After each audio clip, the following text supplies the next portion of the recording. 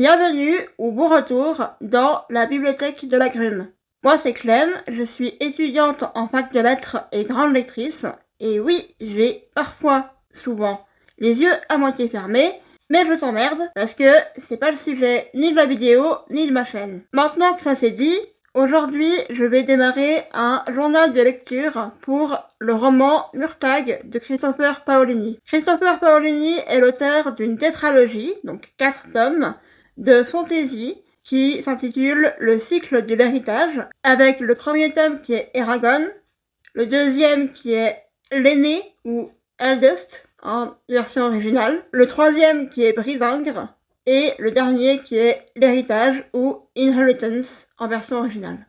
J'ai fini ma relecture de la saga originelle hier soir et j'ai acheté mais pas encore commencé à lire ou à peine le roman Murtagh, puisque je voulais d'abord te faire part de mes attentes par rapport à ce roman avant de commencer à faire des updates de lecture au quart, à la moitié et aux 3/4 du bouquin, ainsi qu'à la fin. Murtagh est le nom d'un personnage qu'il y a dans la série d'origine de l'héritage, qui se passe dans un univers que Paolini a imaginé, qui s'appelle Alagaësia, et le roman Murtagh est un roman qui est sorti 10 ans après la saga originelle, qui se passe dans le même univers, qui reprend cet univers et qui reprend surtout ce personnage ambivalent qu'est Murtagh. Puisque Murtagh a grandi près de la cour d'un roi despotique, dont le but principal de la saga originale était justement de le tuer. Le roi despotique, pas Murtagh, sinon il n'y aurait pas de roman intitulé Murtagh, encore que. Et donc, Murtagh est un personnage qui est né à proximité du pouvoir, mais qui n'a que très peu côtoyé le roi. Quand ça a été le cas, le roi étant très charmeur, il a réussi à le charmer, justement, lui a fait promettre de l'aider, donc Murtagh a dit oui. Mais ensuite, quand le roi a voulu demander l'aide de Murtagh, il était dans un mood beaucoup plus sombre et beaucoup plus inquiétant, donc Murtagh a refusé, a tenté de fuir, et a effectivement fui la capitale, mais il y a perdu son mentor et ami, et il rencontre au gré de ses vagabondages le protagoniste de la série originale, donc Eragon. Ils vont se lier d'amitié, faire un bon bout de chemin ensemble, jusqu'à arriver chez les rebelles, et à ce moment-là, Murtagh fait un refus d'obstacle, mais il est quand même contraint de suivre Eragon chez les rebelles, et donc Eragon arrive à le forcer à un moment donné à cracher le morceau de qu'est-ce qu'il fait que Murtagh ne veut à ce point pas aller chez les rebelles. Et donc là, spoiler pour le premier tome Eragon, vraiment, Murtagh est donc le fils d'un des anciens bras droits du roi despotique, Galbatorix. Et donc Murtagh est le fils de Mordan. Et spoiler alerte pour la saga en général, je dirais, gros spoiler alerte, la mère de Murtagh et la mère d'Eragon est la même personne. Ils ont la même mère. Mais, et j'insiste, spoiler alerte, ils n'ont pas le même père. Donc, ils sont demi-frères. Et, en fait, il y avait, encore une fois, vraiment, pour la saga originale, cette vidéo est un spoiler alerte. Ok ? Quand Murtagh arrive chez les rebelles, il se trouve qu'il y a 2 taupes chez les rebelles qui finissent par kidnapper Murtagh et le ramener auprès du roi.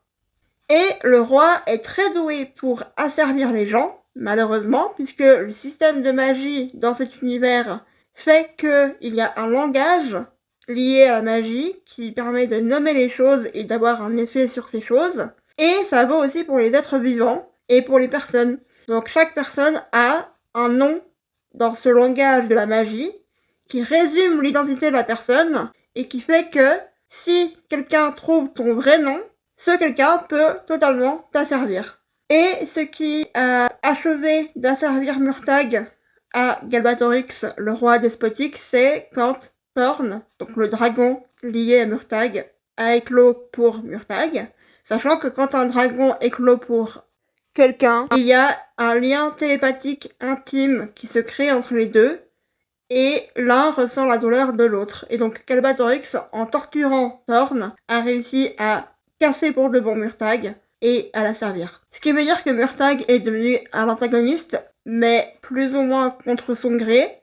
Pour autant, dans le tome 2, donc l'aîné, il commet un meurtre qui n'était pas ordonné par le roi, qui a été sa volonté propre de faire ça. Donc, ça apporte une espèce de question sur est-ce qu'il n'y a pas une part de lui qui a quand même profité, apprécié, pris plaisir à ce pouvoir qu'il avait et en a abusé, ou est-ce que vraiment c'est qu'une victime ou...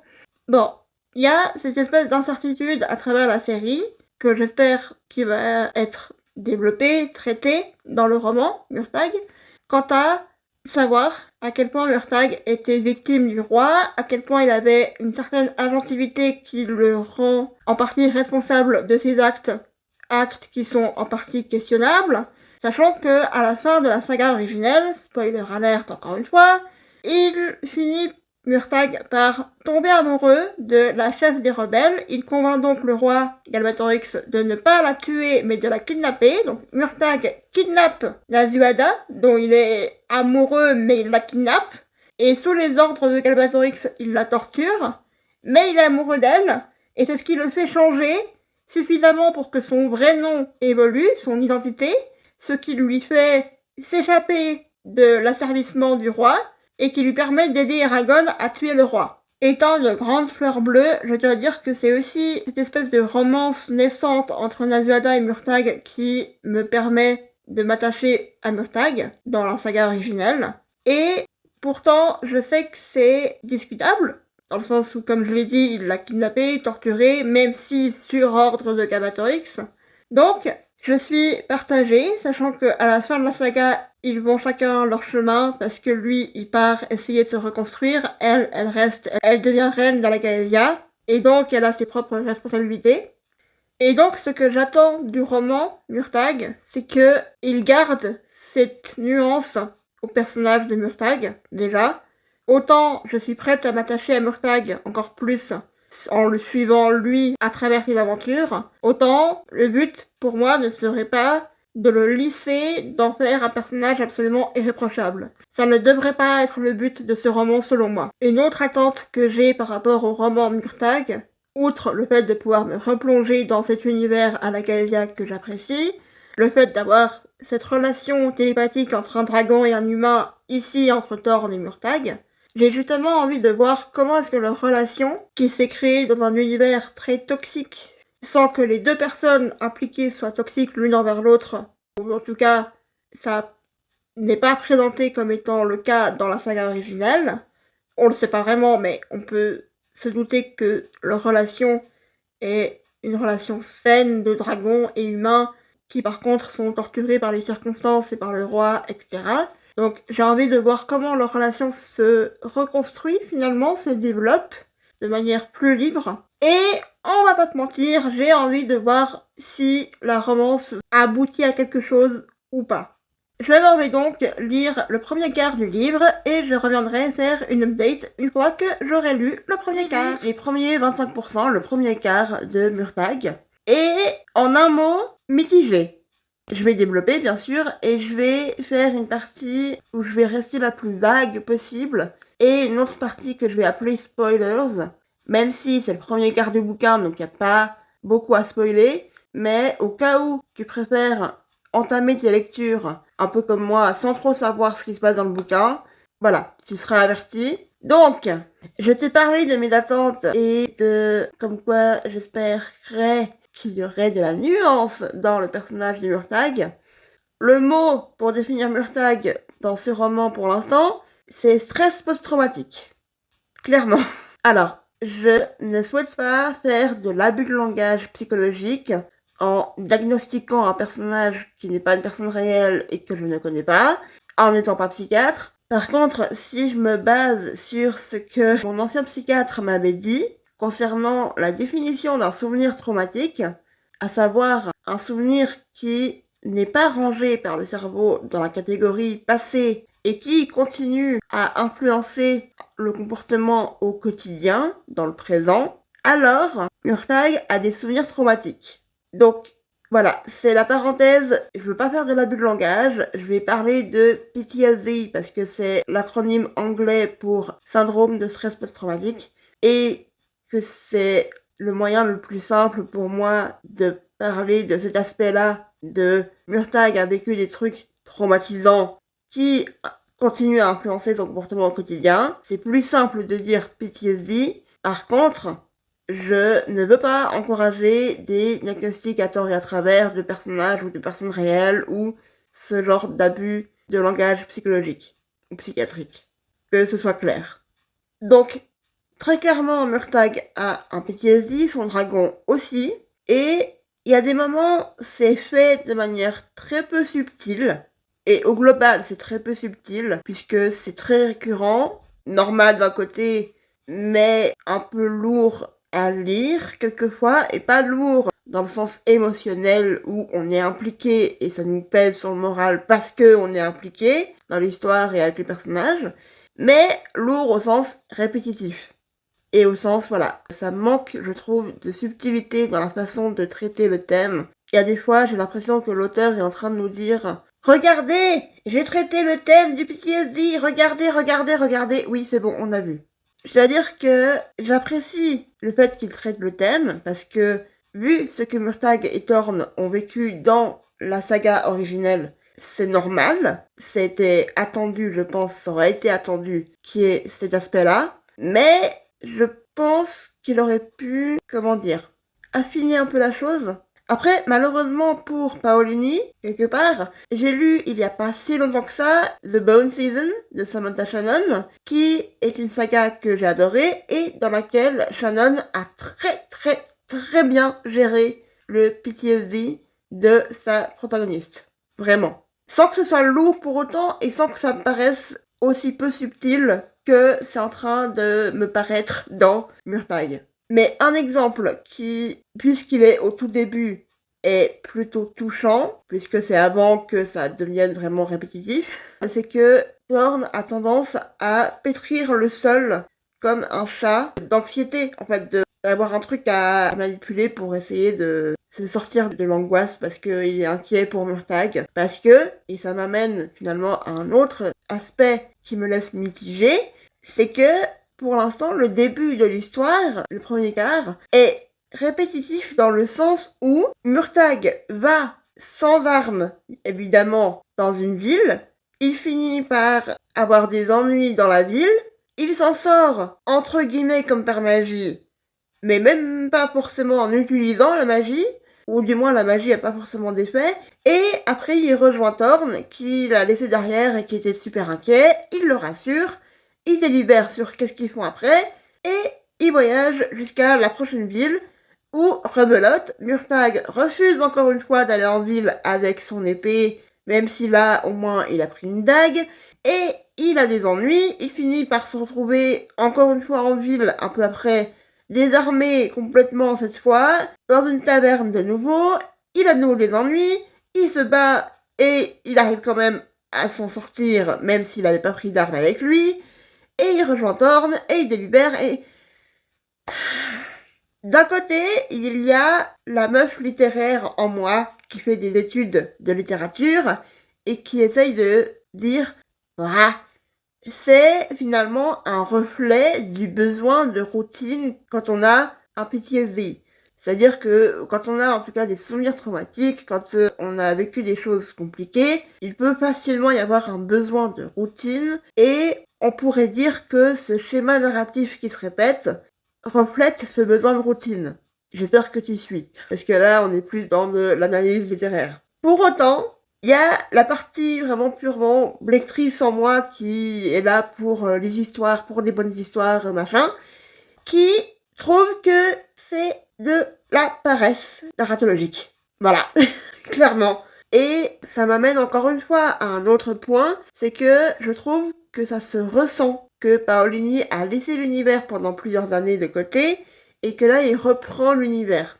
Ça se ressent dans le sens où la timeline a mis un peu de temps à être clarifiée. Maintenant, au quart, elle l'a été. Dans le sens, maintenant, on sait combien de temps après la fin de la saga originelle on est. Donc, bon, soit. Par contre, ce qui me perturbe, c'est de 1, les distances de voyage entre une ville et l'autre, ou entre un point A et un point B, où j'ai l'impression que c'est en train de prendre plus de jours que ce que ça aurait pris dans la saga originelle, dans le sens où on n'a pas ce trajet-là précisément qui est effectué par les protagonistes dans la série originelle, mais enfin, ça donne l'impression que c'est plus éloigné que ce que ça aurait été dans la saga originelle. Enfin, les distances paraissent un peu bizarres par rapport à ce que j'ai en tête, avec mon sens de l'orientation douteux, hein, en ayant relu la saga originelle il y a pas longtemps. Et surtout, le world building dans le roman Murtagh est super bizarre. Parce que, donc oui, il reprend l'univers qui est déjà construit, qui est déjà établi, et ça me donne l'impression en fait que le roman Murtagh est censé pouvoir convenir à quelqu'un qui n'a pas forcément lu la saga originelle, et en même temps, il y a des infos qui sont données avant le contexte qui permettrait de comprendre cette info-là si je n'avais pas lu la saga L'Héritage.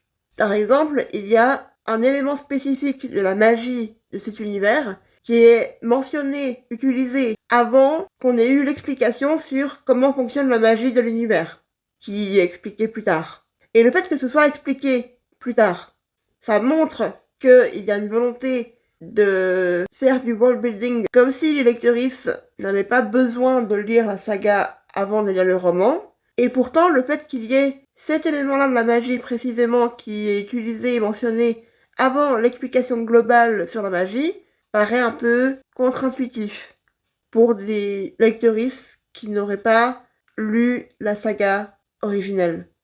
Je vais commencer à parler de l'histoire elle-même, de ce qui se passe dans le roman jusque-là. Donc, je vais mettre spoiler maintenant.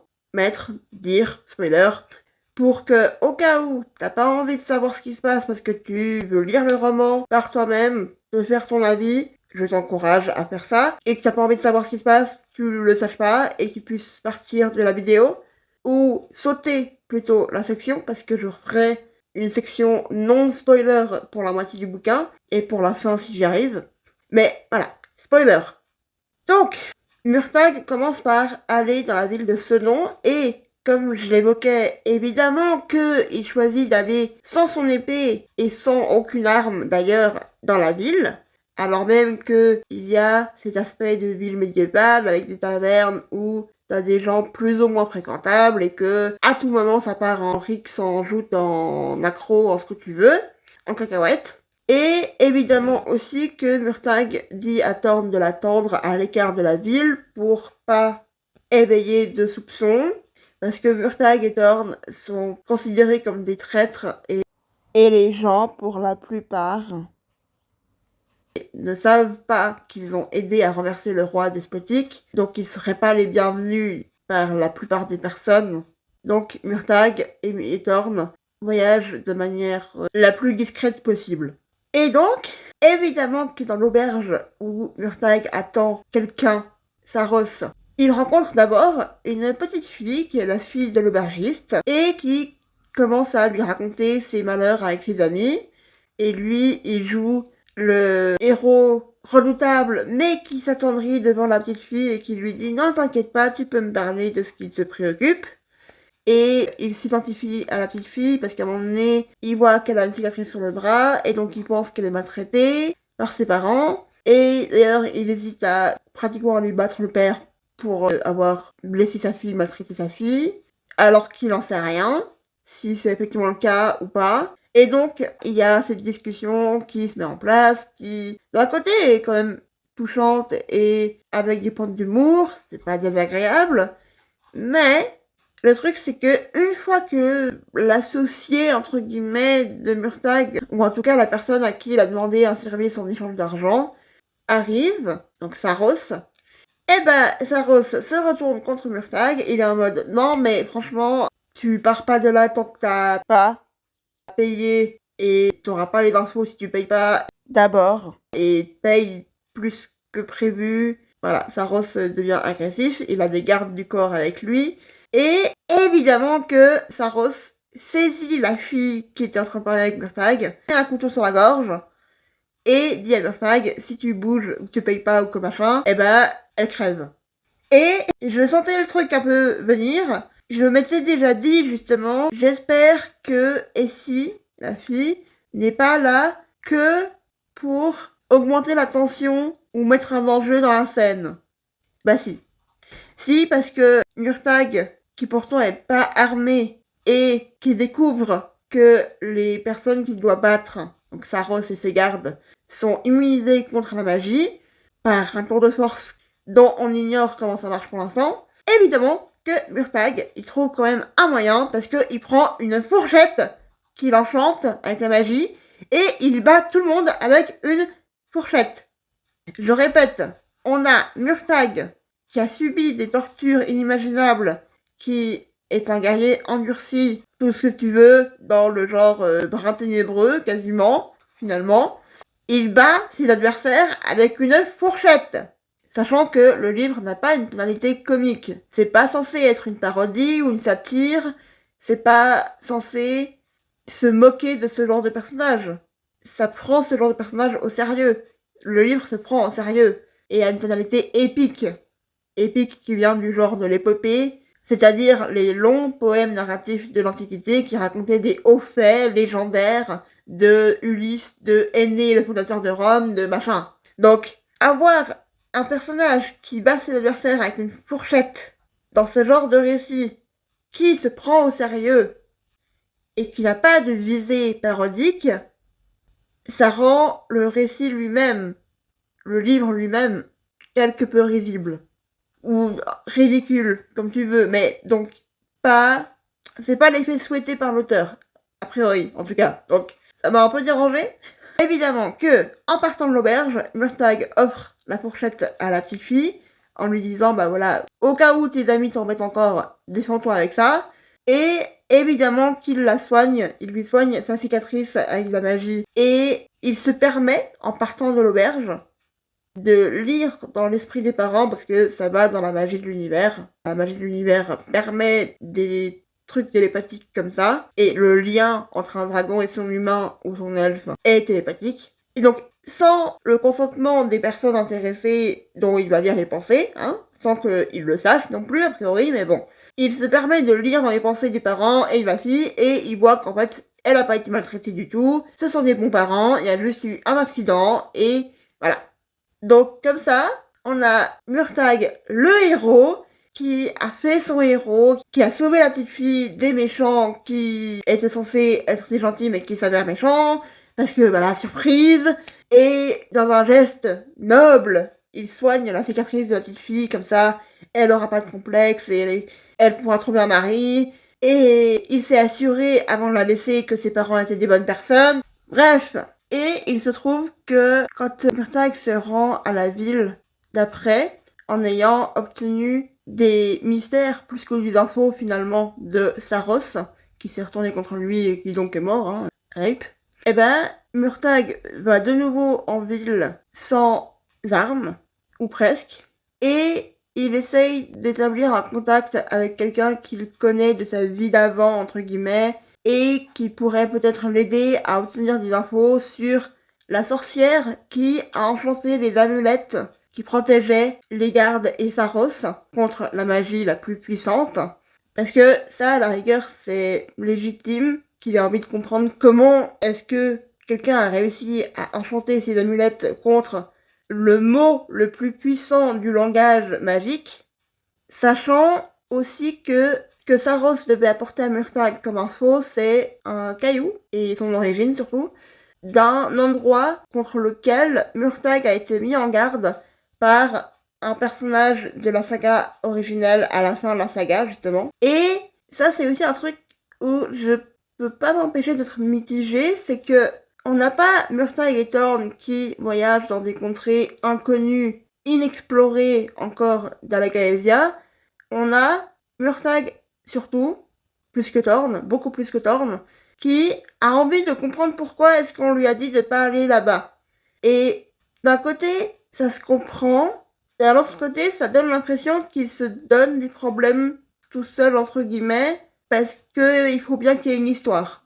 Il y a un côté artificiel qui revient souvent dans la façon de raconter de Paolini, dans la façon d'enchaîner les événements et les... faut faire ça parce que ça, mais il y a une contrainte qui ajoute de la tension narrative, en principe, mais la contrainte souvent paraît justement un peu artificielle, et c'est quelque chose qui est présent un peu dans la saga originelle, en tout cas j'ai trouvé que oui, c'était un peu présent des fois dans l'héritage en relisant l'héritage justement récemment, et peut-être que c'est moi qui suis biaisée par rapport à l'héritage parce que j'ai découvert cette série il y a 10 ans et que j'ai grandi avec, mais je trouve que c'est plus présent dans Murtagh, plus palpable, malheureusement.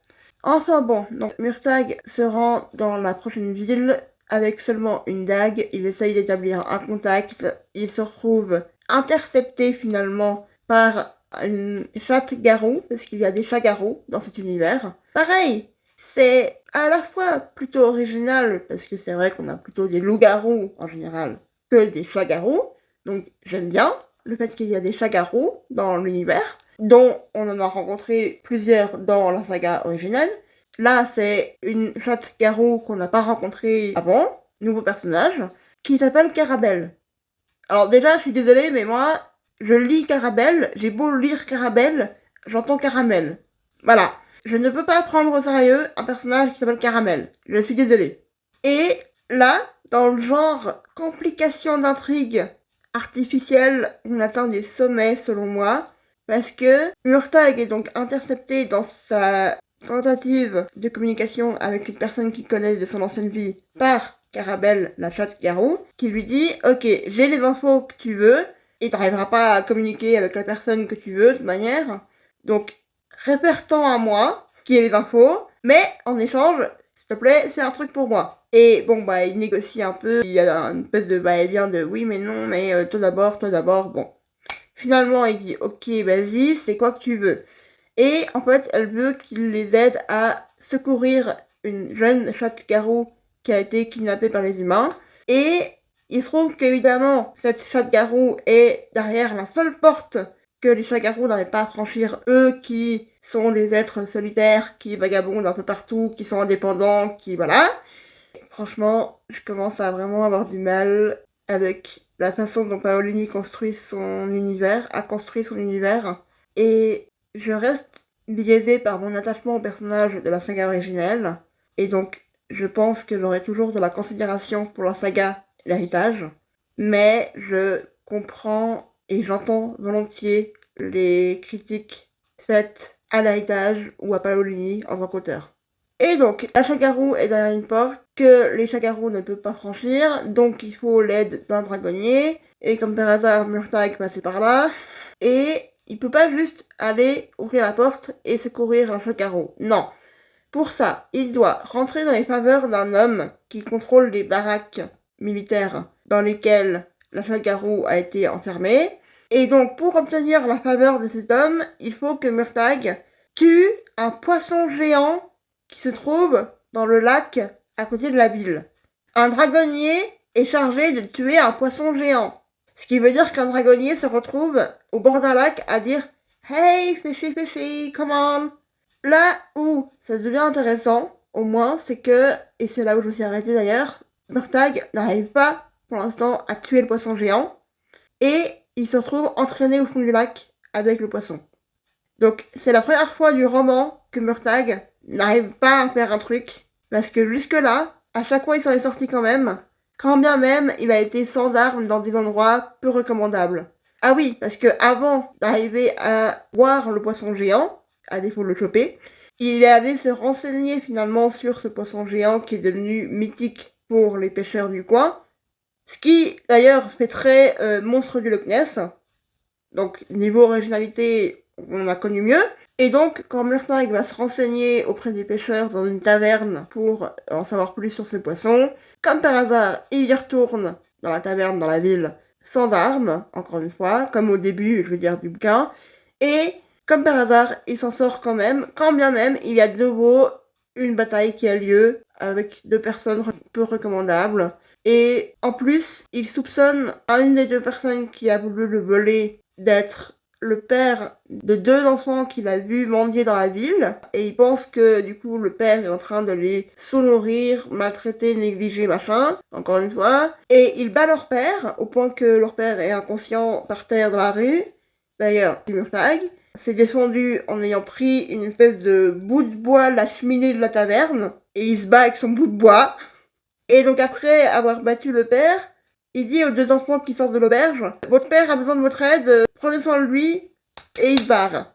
Alors même que, juste avant, il a encore mis des coups dans les côtes du père pour le punir de maltraiter ses enfants. C'est là que j'espère aussi que cette vidéo trouvera son public. Dans le sens où je pense que si quelqu'un qui n'a pas l'habitude de lire des livres de fantasy, ou en tout cas des livres de fiction spéculative, c'est-à-dire fantasy, science-fiction, horreur, tout ce qui a trait à l'imaginaire contemporain, ça risque de faire bizarre. Je vais m'arrêter là pour fin de spoilers. Et dernier truc avant que je m'arrête là pour le quart, c'est il y a plusieurs moments, j'ai l'impression vraiment qu'il est en train de faire du fanservice. Parce qu'il mentionne des personnages de la saga originelle sans que ce soit absolument nécessaire. Et oui, ça fait plaisir, les clins d'œil c'est sympa, mais il y a des fois ça paraît vraiment inutile et ça fait vraiment fanservice. J'en suis donc à la moitié désormais. Et je dois dire que j'ai été agréablement surprise par ce deuxième quart, puisque les choses se sont améliorées. Ça reste un livre que je ne trouve pas excellent, je reste un peu déçue par Paolini par rapport à la série originelle de l'héritage, mais j'ai un petit peu moins de choses à redire et j'étais un peu plus embarquée dans l'histoire. La chose que je reproche principalement, je dirais, à ce deuxième quart et au livre au global pour l'instant, donc à la première moitié du livre, c'est de surligner et souligner et absolument dire au lecteur à chaque fois ce que le livre essaye de faire. C'est-à-dire que il y a des moments où il va y avoir des instants réflexion du protagoniste, réflexion un peu philosophique, historique, qui ont une portée générale et ça se voit que c'est voulu pour avoir une portée générale, pour être voilà une réflexion philosophique sur le monde et sur l'humanité. Ça se voit et il y a aussi des fois où il y a un commentaire qui est fait par le texte lui-même sur l'action que vient de faire le personnage ou sur l'émotion ressentie par le personnage. Et ce sont des choses que je trouve inutiles, pas dans le sens où il ne devrait pas y avoir de réflexion philosophique dans un livre, au contraire, mais inutile dans le sens, il n'y a pas besoin, en principe, d'écrire ces choses noir sur blanc, parce que c'est plutôt les actions des personnages, ce qui leur arrive par rapport à leurs actions et leurs paroles, leur comportement global, qui indiquent quelles sont les réflexions menées par le livre. C'est tout ce qui se passe au niveau donc des personnages, mais aussi au niveau de l'intrigue, qui indique quelles sont les réflexions menées par le livre. Par exemple, dans le Prieuré de l'Oranger de Samantha Shannon, à aucun moment donné, elle va t'écrire noir sur blanc que le patriarcat c'est de la merde et que la religion peut être dangereuse. Pour autant, c'est le message véhiculé à travers l'intrigue, ce qui arrive aux personnages, ce qu'ils disent, ce qu'ils font, comment ils réagissent, comment ils agissent. Donc, il y a tout à fait, et c'est en principe le but d'un bon livre, moyen de transmettre un message sans te l'écrire noir sur blanc. Et c'est ce que je reproche essentiellement à Paolini, en particulier dans Murtagh, pour l'instant.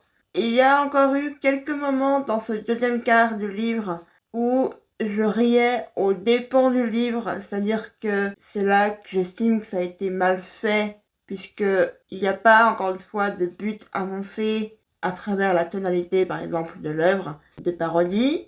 Et par contre, il y a des moments où je rigole, là où je ne suis donc pas supposée rigoler, mais parce que certaines choses sont, à mon sens, donc mal faites, ben je rigole parce que c'est juste ridicule, sans que ce soit voulu. Par exemple, à un moment donné, le protagoniste doit s'inventer un nom, et il choisit un nom qui en anglais veut littéralement dire tâche, genre tâche à faire.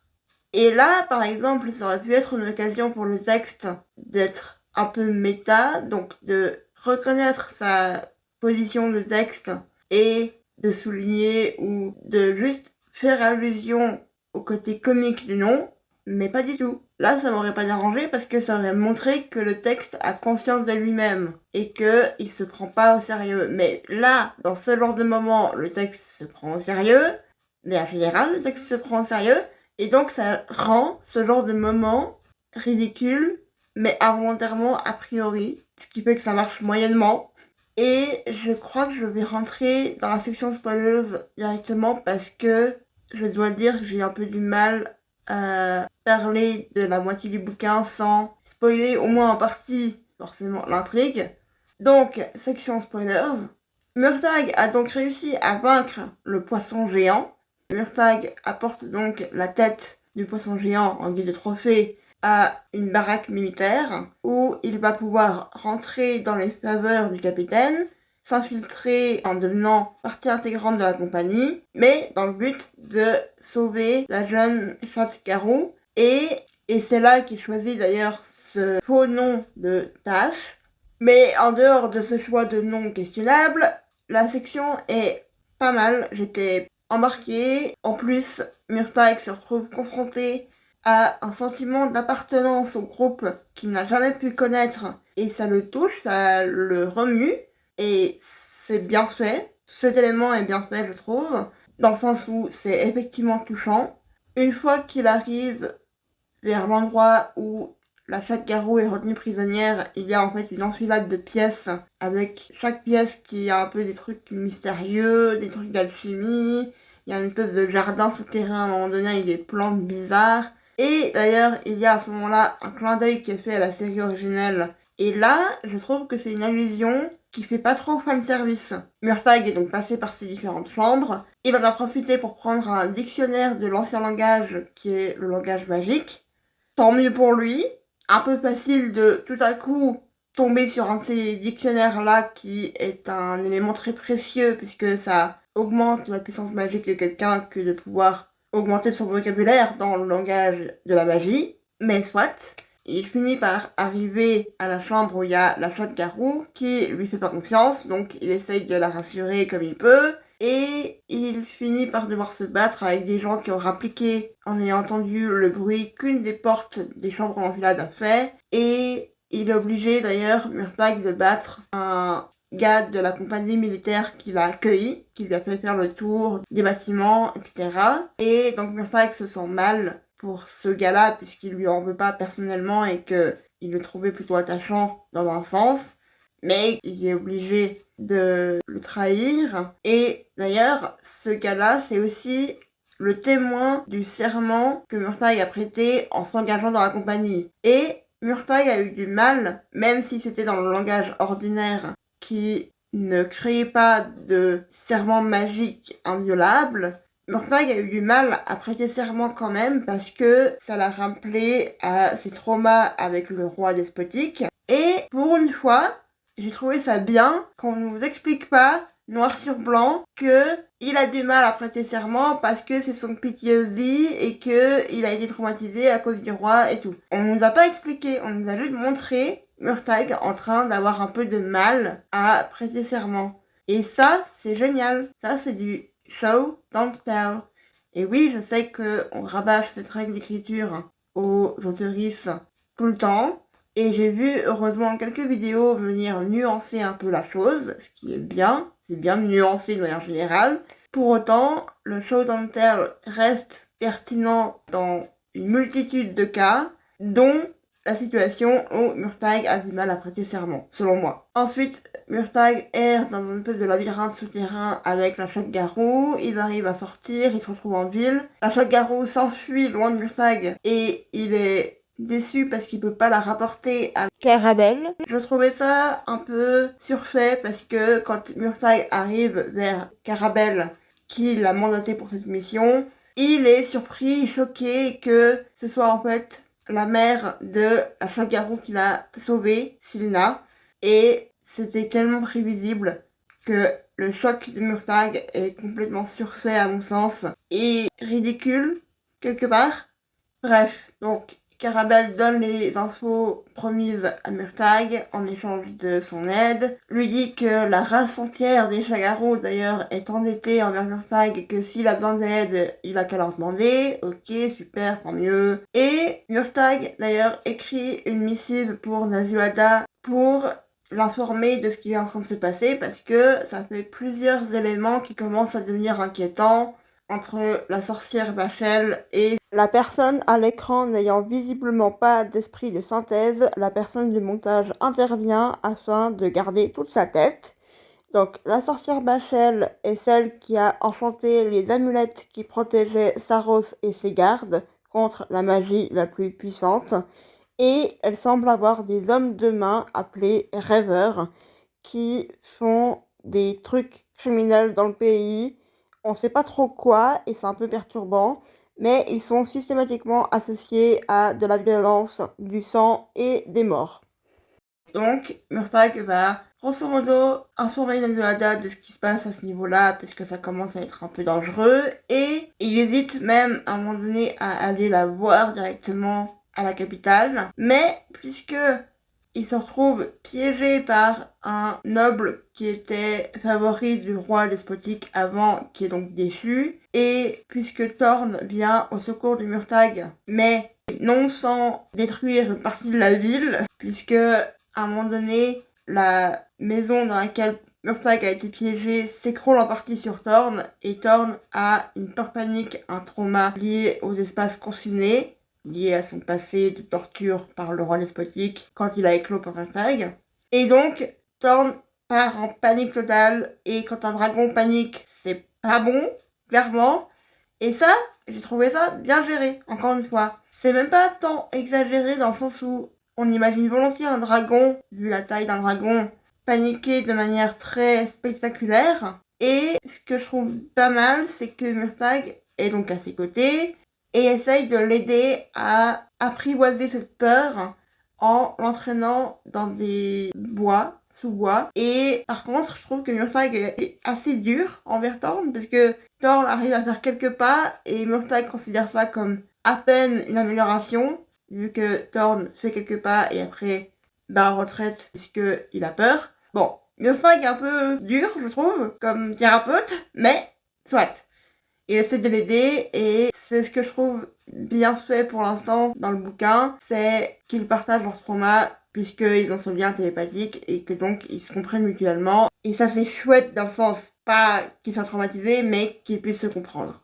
Même si je trouve que ça manque de nuances au niveau de leurs personnages, au vu du fait qu'ils étaient totalement devenus des antagonistes dans la série originelle, même si il commençait à être un peu nuancé dans le dernier tome avec ses sentiments de Murtag pour Naziwada et le fait qu'ils ont aidé à renverser le roi à la fin. Pour autant, j'aurais aimé justement garder une certaine nuance et pas qu'ils deviennent juste, entre guillemets, des personnes traumatisées à vie, ce qui, oui, est cohérent, mais qui, encore une fois, enlève une certaine nuance, sachant qu'il y a certaines actions qu'ils ont faites dans la saga originelle qui étaient moralement répréhensibles et qui étaient de leur propre chef, puisqu'ils avaient quand même une certaine inventivité.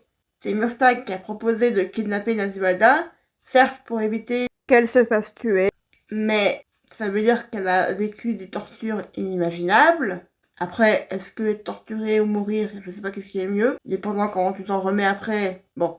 Donc, je sais pas, je reste un peu mitigée sur le côté Murtag et Thorn passent d'antagonistes très forts à des victimes absolues. Et quand je dis victime, c'est pas péjoratif, hein, on soit d'accord. Simplement que je trouve que ça enlève une potentialité pour Murtag et Thorn de prendre responsabilité de leurs actes. C'est pas comme ça qu'on dit en français, mais j'ai vraiment pas la tournure française en tête, j'ai que la tournure anglaise qui est Take Responsibility. Enfin bon. Et donc évidemment qu'avec Thorn qui a détruit la moitié de la cité, il est maintenant hors de question d'aller voir Nazuada, puisqu'ils vont être mal reçus, pas forcément par elle, encore que, mais surtout par le peuple au global, qui aura juste retenu que Murtag et Thorn sont toujours dans la Gaësia et qu'ils ont encore une fois fait des ravages. Et ils vont donc se rendre directement pratiquement au village où il y a ces fameux rêveurs et la sorcière Bachel qui se situe dans les confins nord de la Lagasia. Et là où je me suis arrêtée pour être aux 50%, c'est à la fin du chapitre qui les voit arriver au village et s'annoncer au village en tant que Murtag et Thorn, dragonnier et dragon.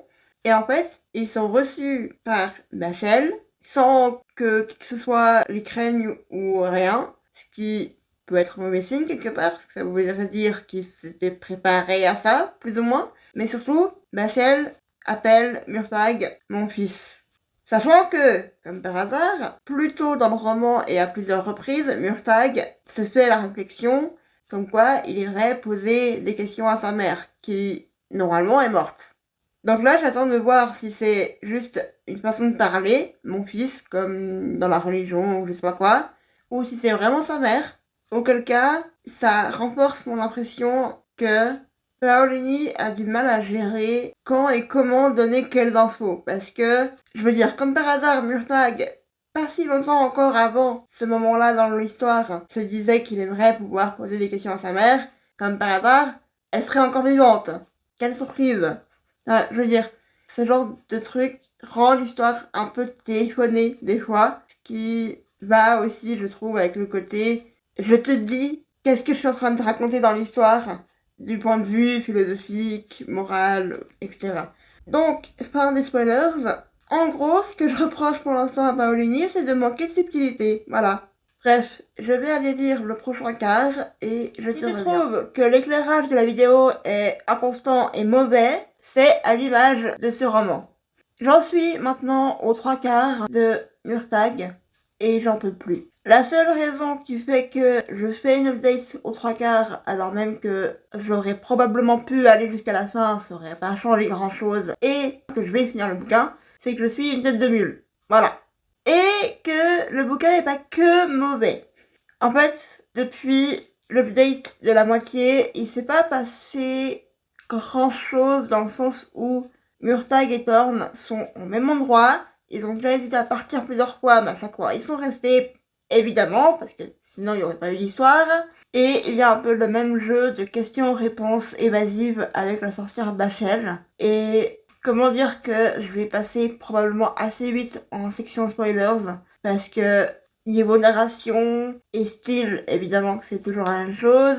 C'est-à-dire qu'il y a quelques moments où c'est un peu plus poétique, où il y a quelques jolies descriptions, mais c'est généralement relativement plat, et il y a certaines métaphores qui sont réutilisées plusieurs fois, il y a des fois même juste des répétitions, pas forcément au niveau de la phrase ou du paragraphe, mais par exemple, il y a un moment où on attribue à Murtagh une jument pour aller chasser le sanglier avec la sorcière Bachel. Et à chaque fois que la jument est mentionnée, à chaque fois, la couleur de sa robe est aussi mentionnée, quand bien même elle a été mentionnée 1 ou 2 paragraphes avant. Sachant que la couleur de la robe n'a pas d'incidence sur l'intrigue. Voilà. C'est pas grave en soi, mais c'est juste complètement inutile de répéter cette information, vu qu'elle n'a pas d'incidence en plus sur l'intrigue, et ça alourdit un peu le texte. Le world building est toujours un peu bizarre, avec certaines informations qui sont données dans un ordre qui, d'un côté, avec la première info qui est donnée, on a l'impression que c'est destiné à un public qui a lu la saga originelle, mais d'un autre côté, il y a quand même des explications un peu plus basiques qui arrivent après, qui ne seraient pas nécessaires pour quelqu'un qui a lu la saga. Donc, est-ce qu'il faut avoir lu la saga avant de lire le roman ou pas? D'un côté, oui, parce que sinon, on a quand même certains éléments de background qui manquent, ou du moins, on n'a pas le même attachement aux personnages qui sont mentionnés. Mais d'un point de vue de compréhension de l'histoire pure et dure, on peut ne pas avoir lu la saga, on arrive à suivre l'histoire. Et il y a eu plusieurs allusions qui sont faites qui n'auront pas le même sens, voire pas de sens, parce que, comme je l'ai déjà mentionné, il y a beaucoup d'allusions qui sont faites à la saga originale qui sont là pour du fanservice, qui n'ont pas d'autre but en soi que de faire du fanservice. Il y a plein de fois où Eragon, Saphira, Arya, Nasuada sont mentionnés. Nasuada, à la rigueur, ça a un peu plus de sens parce que Murtagh a des sentiments amoureux pour elle, mais Eragon et Saphira et Arya, des fois ils sont mentionnés plus pour dire « Ah, on peut pas leur demander de l'aide » qu'autre chose. Sauf que dans ce cas, je te le dis une fois, t'expliques pourquoi, ou même le lecteur comprend pourquoi, et on passe à autre chose. C'est bon. J'ai vraiment du mal avec ce roman, je suis extrêmement déçue, je sais pas si la fin, le dernier quart, peut vraiment changer ça, mais bon. Pour ce qui est des spoilers, du point de vue de l'histoire, comme je disais, Murtagh et Thorn sont arrivés dans le village de Nal Gorgoth, où il y a la sorcière Bachel qui règne, qui est une espèce de gourou finalement, qui a une emprise sur ces sujets. Et tout le monde fait quasiment les mêmes rêves, à part quelques détails par-ci par-là qui sont différents. Il y a un moment extrêmement dégueulasse qui, à mon sens, est inutile, à part rendre le lieu plus sordide qu'il ne l'est déjà, avec une tour qui est surnommée la tour de Silex, et dans laquelle le sol est couvert d'excréments de corneilles, les oiseaux noirs, qui ressemblent à des corbeaux. Les corneilles, on les retrouve aussi à d'autres moments. Elles ont un peu leur importance, elles ont un peu une espèce de symbolique. Bon, symbolique un peu bancal, à mon sens, mais ok. Par contre, le sol est couvert d'excréments, ça fait une surface rebondissante, ça fait quasiment un matelas d'excréments. C'est juste dégueulasse et ça sert à rien. À part donner la gerbe quand on dit que Murtagh va piocher un truc qu'il a senti dans la couche d'excréments et berk. Et là où ça devient intéressant mais répétitif par rapport à la saga originelle, et je pense qu'il y aurait eu d'autres choses faisables ou à faire, c'est que Murtagh finit prisonnier de la sorcière Bachel, puisqu'il a été fouiné là où il aurait pas dû, même si ça, à la rigueur, oui, parce que sinon il n'y aurait pas d'histoire, encore une fois, mais bon. Et la sorcière le piège avec une drogue qui l'empêche d'utiliser la magie, qui empêche d'ailleurs le lien télépathique avec son dragon, et son dragon et Murtagh se retrouvent prisonniers et torturés physiquement, attaqués mentalement avec cette faculté télépathique qu'il y a dans l'univers de percevoir l'esprit des autres et de pouvoir attaquer l'esprit de quelqu'un d'autre et avoir l'emprise sur l'esprit si on y arrive, si l'autre personne ne se défend pas assez bien. Murtagh arrive à se défendre à plusieurs reprises et ne jure pas fidélité à Bachel comme elle le demande. Et ça, il y a une sacrée réminiscence de Galbatorix, le roi despotique, qui demande fidélité de Murtagh d'un côté et de Nasrada de l'autre aussi, dans la saga originale.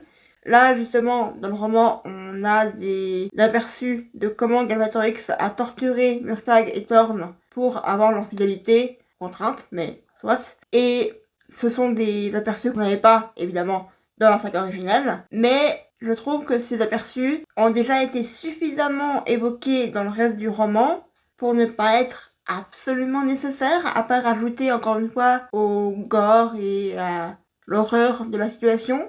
Donc, c'est par rapport à ce que Paolini a déjà fait, soit dans le roman lui-même, soit dans la série originale, c'est pas très original. Et à mon sens, pour l'instant, ça ajoute rien à part l'horreur pour l'horreur, en fait. Et oui, il y a un côté, oui, c'est touchant. En tout cas, quand je lis ces passages-là, il y a un côté qui me touche, qui me remue, on est d'accord.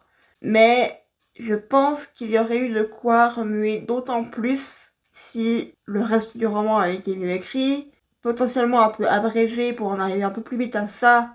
Et aussi parce que là, ce qui me dérange, c'est que il y a un aspect prophétique qui arrive, qui est très, très insistant, avec forcément les rêves un peu du genre rêve prémonitoire ou vision, on sait pas ce que ça veut dire, c'est cryptique, c'est mystérieux. Et par contre, ça donne l'impression qu'il y a encore plein de trucs à venir, plein de rebondissements et surtout des enjeux à grande échelle, alors qu'il reste plus qu'un quart du roman. Et me semble-t-il que c'est un stand-alone. Il n'y a pas de suite prévue à mon sens, et j'espère pas, parce que je sais que s'il y a une suite prévue, d'un côté je vais avoir envie de le lire pour voir la suite de l'histoire, de savoir ce qui se passe dans l'histoire, et d'un autre côté, flemme de me taper 700 pages, 800 pages, pour avoir la suite, alors que il se passe pas des masses de trucs. Et ce qui m'énerve, c'est que c'est même pas que j'ai besoin qu'il se passe à chaque fois un truc dans un livre pour apprécier, mais dans ce genre de livre qui est pas super bien écrit, où la narration est parfois un peu bancale, dans l'ordre dans lequel les infos sont données par exemple, ou dans les potentielles répétitions, etc. Dans ce genre de livre, oui, j'ai besoin qu'il se passe des trucs, parce que sinon, ben, je m'ennuie. Il n'y a pas de style absolument incroyable à admirer, il n'y a pas de réflexion très profonde, et même les réflexions qui sont faites sont surlignées et repassées au stabilo encore et encore par le texte lui-même. Donc, s'il n'y a pas d'action, s'il se passe rien ou presque, il n'y a pas grand chose d'autre dans le livre pour le faire apprécier. Je sais pas comment expliquer autrement, mais... Donc c'est pas que j'aime pas les livres contemplatifs. C'est peut-être moins mon genre, mais je suis capable d'apprécier des livres contemplatifs. C'est juste que c'en est pas un. En fait, voilà. Je vais m'arrêter là parce que je vais que me répéter si je continue. Je reviendrai pour la fin et la conclusion. J'ai pas grand espoir. Voilà, enfin fini de lire Urtag. Je n'ai pas passé une bonne lecture. Est-ce que j'ai passé une lecture absolument horrible de A à Z? Non plus. Mais clairement, j'avais dit l'attente et j'ai été extrêmement déçue. Et le pire, c'est que il y a eu quelque chose à la fin qui m'a quand même impliquée émotionnellement. Pas au point de pleurer, quand même, faut pas déconner. Mais il y a des moments au global dans le roman où j'étais impliquée émotionnellement. Quand bien même, je voyais bien que c'était mal exécuté. Ce roman aborde des thèmes qui sont pertinent, important, mais il le fait mal. Il aborde le thème du stress post-traumatique, du traumatisme, mais il le fait de manière tellement peu subtile et de manière tellement lourde que ça en devient presque caricatural ou presque grotesque. D'autant que la manière de résoudre entre guillemets ce thème-là est surprenante, pour le moins, et pas dans le bon sens. Ce livre aborde le thème de manière bancale, incomplète, mais tout de même des privilèges. Et ça, c'était le cas aussi de l'héritage, puisque certaines personnes naissent avec la magie, d'autres non, et ça crée des inégalités de pouvoir. Et autant Galbatorix, même dans sa folie, autant Nasuada, autant Murtag, autant Eragon, ont conscience de ces inégalités et n'arrivent pas à trouver une solution convenable, satisfaisante à ces inégalités. Ce qui me dérange un peu, c'est que sur ce thème-là, en considérant que donc la magie représente des privilèges avec lesquels on est et qui nous avantagent par rapport à d'autres personnes, sans qu'il y ait une notion de mérite entre la personne A et la personne B. Thorn. Magic unbalances all things. Murtag, you're right, and it always has. Galbatorix had his solution. Nazrada is trying her own by means of Do-Rang Gata. Even the ancient language itself was an attempt at control. Dawn. You could no more seek to control the wind or the rain than to control magic. Murtag.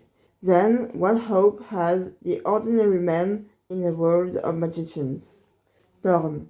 The same hope any creature has when battered by the storms of fate. Murtag explique que justement Galbatorix avec sa solution très douteuse, Nasuada essaye sa propre solution, qui n'est peut-être pas idéale, mais elle essaye. Et Murtag souligne aussi que le fait d'avoir lié la magie avec l'ancien langage, de sorte à ce que l'ancien langage décrive la nature même des choses et que ces mots puissent diriger la magie sur les choses, est une tentative de contrôler la magie, dans le sens où la magie est faisable sans mots dans cet univers, par la pensée, mais c'est beaucoup plus dangereux parce que si on a une pensée distrayante au moment où on jette le sort, alors les effets peuvent être dévastateurs. Et donc Thord répond que contrôler la magie revient à vouloir contrôler la pluie ou le vent, et Murtag demande c'est quoi les probabilités de s'en sortir d'un homme banal dans un monde de magiciens. Et donc, ça en reste là. C'est-à-dire que, ok, les privilèges, si on considère la métaphore de la magie comme des privilèges, de par l'inégalité innée que ça crée, donc les privilèges, on peut rien en faire, d'autres que, ils sont là, et tant pis, et si t'en as pas, démerde-toi, et voilà. Ça m'énerve un peu que la réflexion aille pas plus loin, parce que autant, oui, c'est compliqué justement d'avoir une solution, sinon on l'aurait mise en place et tout le monde serait heureux, autant ça aurait peut-être valu la peine d'aller plus loin, de tester encore quelque chose d'autre, je sais pas. Ce livre aborde aussi, tout aussi maladroitement, le thème de l'emprise, puisque à un moment donné, Murtag se retrouve sous emprise, mais quand on parle d'emprise, ici c'est surtout sous emprise d'une substance. Donc, grosso modo, il est drogué contre son gré, et ça le met sous emprise, et il y a un côté très glaçant, mais je trouve que ça aurait été intéressant de creuser l'emprise psychologique plus que l'emprise par la drogue, par la torture physique, etc.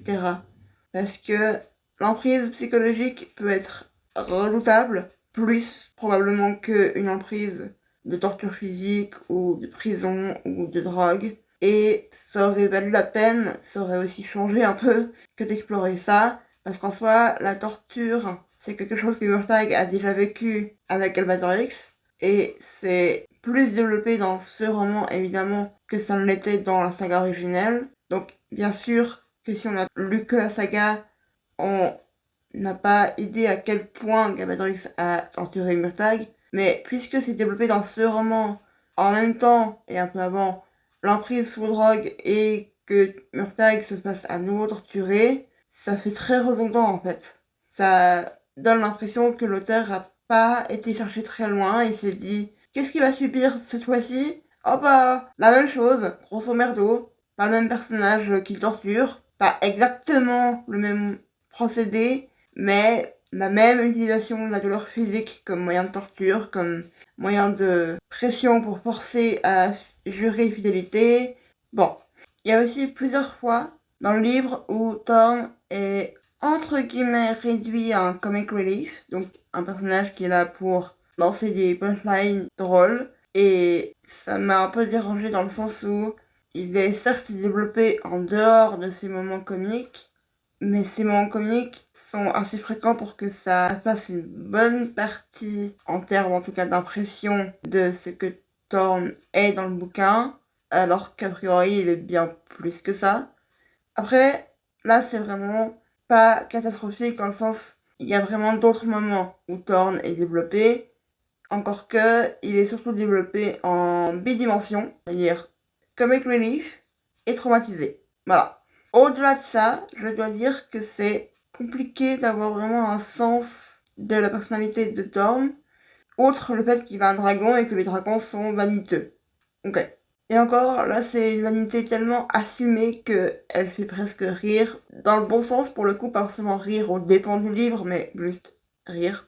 Et donc, en termes de Thorn, qui est un comic relief, il y a un moment donné, par exemple, où Murtagh a été effrayé par ce qui s'avère être une chèvre, mais simplement qu'elle était tout près de lui dans l'obscurité et que Murtagh est traumatisé, et donc il a cru que c'était une bête féroce, un monstre, autre chose que juste une chèvre, et il s'en rend compte, et avec la magie, il repousse la chèvre instinctivement, et donc après il s'en rend compte que c'est une chèvre, et il en parle avec Thorn. En tout cas, Thorn est en contact avec lui par leur lien télépathique, et Thorn lui demande Do you want me to eat the goat? For a moment, Murtagh seriously considered accepting. No, but I appreciate the offer.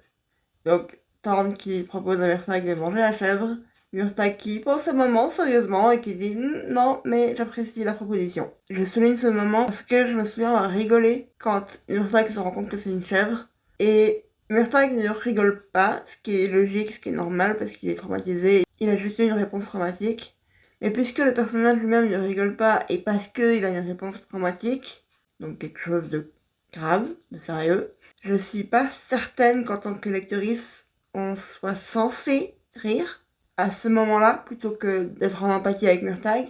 Et comment dire que si ce genre de choses devait m'arriver, d'avoir une réponse traumatique à quelque chose qui n'est pas une menace, je ne suis pas sûre que j'aurais envie que quelqu'un qui voit la scène et qui est supposé être de mon côté, généralement on est supposé être du côté du protagoniste, et là Murtagh a été écrit de manière à ce qu'on soit de son côté, donc je suis pas sûre que j'aurais envie que quelqu'un de mon côté rigole au moment où j'ai une réponse traumatique.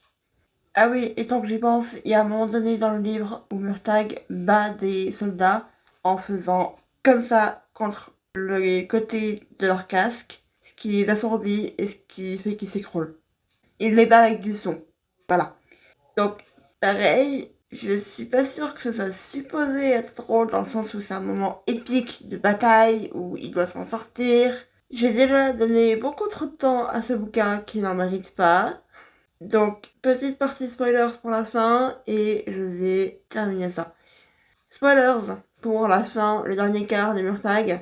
Grosso modo, il est donc sous l'emprise de la sorcière Bachel, et elle lui fait commettre un acte immonde, qui est de massacrer des innocents, voilà. Mais vu qu'il est sous emprise de cette espèce de drogue qu'elle a utilisée, et de ce serment qu'elle a enfin extrait de lui, il est obligé et il n'arrive pas à faire autrement que d'obéir et il massacre. Et après, il se rend compte, de manière un peu distante, confuse, malgré l'emprise, qu'il a massacré des innocents. Donc là, putain, merde, encore. Parce que, encore par rapport au fait que c'est la même chose que ce qui s'était passé plus ou moins avec Galbator X. D'où aussi le monde d'originalité dont je parlais plus tôt. Et il finit par s'en sortir. Là, un truc qui a été pas trop mal fait, c'est que il a pris une espèce de gemme pleine d'énergie, parce que dans l'univers, on peut emmagasiner l'énergie dans des pierres précieuses pour faire des réservoirs d'énergie, énergie qui est nécessaire pour la magie. Et donc, il a trouvé cette gemme dans les souterrains d'une des villes dans laquelle il était au début, et il a pris cette gemme à ce moment-là en mode ça peut être utile, et c'est effectivement utile plus tard. Donc ça, c'est un procédé d'écriture qu'on appelle le fusil de Chekhov, qui est valable aussi pour le théâtre ou pour le cinéma. C'est que si tu vois un truc ou si un truc est décrit, il faut l'utiliser plus tard. Donc, par exemple, s'il y a un fusil sur la table au début d'une pièce de théâtre, il faut qu'il y ait un coup de fusil quelque part dans la pièce, donc que le fusil ait été utilisé. Donc là, la gemme a été prise et elle est utile pour permettre à Murtagh de s'en sortir à un moment donné. Tant mieux. Ce qui est pas plus mal non plus, c'est que il n'est pas tout de suite purgé de la drogue une fois qu'il a réussi à convaincre une servante de lui amener la nourriture sans drogue qui coupe son accès à la magie. Donc il y a plusieurs fois où il essaye d'accéder à l'énergie de la gemme sans succès. Et finalement il y arrive au bon moment, certes, évidemment, mais il y a quand même au moins quelques résistances avant. Parce qu'il y a plusieurs points dans le bouquin où ça a juste été assez facile et ça aurait été presque quand même ennuyeux qu'il puisse directement être purgé de la drogue après avoir arrêté de manger la nourriture droguée et accéder à l'énergie de la gemme. Murtagh finit à la capitale de la Gaësia avec Nazuada. Les deux se revoient, sont réunis et elle lui en veut pas. Elle a eu 1 an pour faire la paix visiblement avec le fait qu'il l'ait kidnappé et torturé. Et c'est là que je suis emmerdée parce que j'ai un côté fleur bleue qui me fait dire que c'est pas une mauvaise romance dans le sens où il s'est au moins écoulé 1 an entre le moment où il l'a laissé à la sortie de sa captivité à elle, où il l'a kidnappé, il l'a torturé sous les ordres du roi despotique, et c'est vrai, les deux le savent, qu'il était sous ordre inviolable du roi quand il l'a torturé, et il l'a kidnappé pour éviter que le roi la tue. Ça reste questionnable.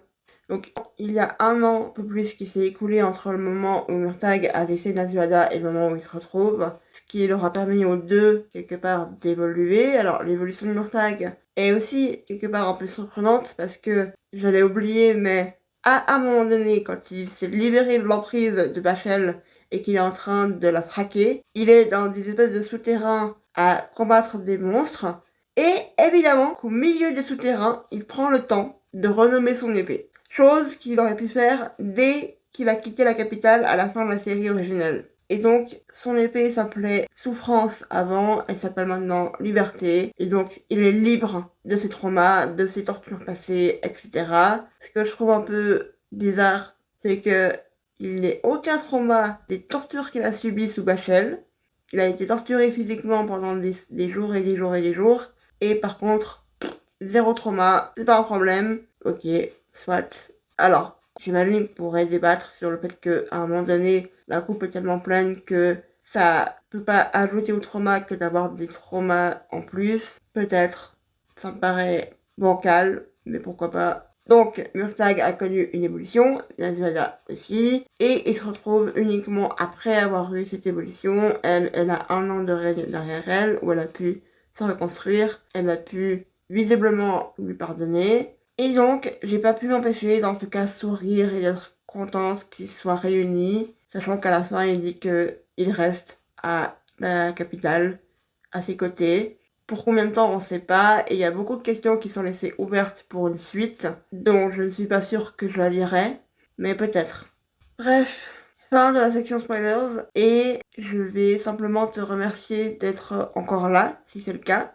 Si c'est le cas d'ailleurs, mets un emoji tornade en commentaire, comme ça je saurai que t'as été jusqu'au bout, et merci beaucoup de l'avoir fait. Et pour mon tag, c'est un 2 étoiles et demi en ce qui me concerne, parce que il n'y a pas tout qui est ajouté, mais je n'ai pas passé une bonne lecture. Par contre, moi je te souhaite une bonne lecture.